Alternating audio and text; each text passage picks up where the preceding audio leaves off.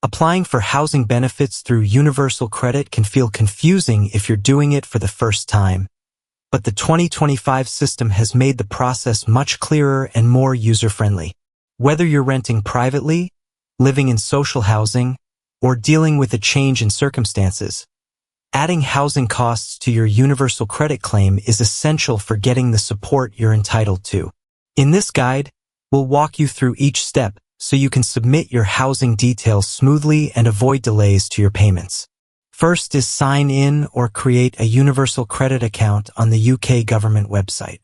Fill in your personal income and housing details carefully.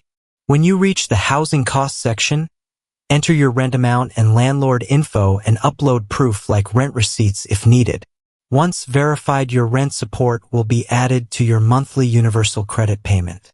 And that's everything you need to apply for housing benefits on universal credit in 2025.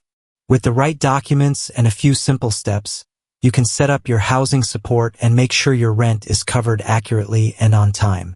If this guide helped you navigate the process, check out our other 2025 Universal Credit and UK benefits tutorials for more clear, simple, and up-to-date guidance.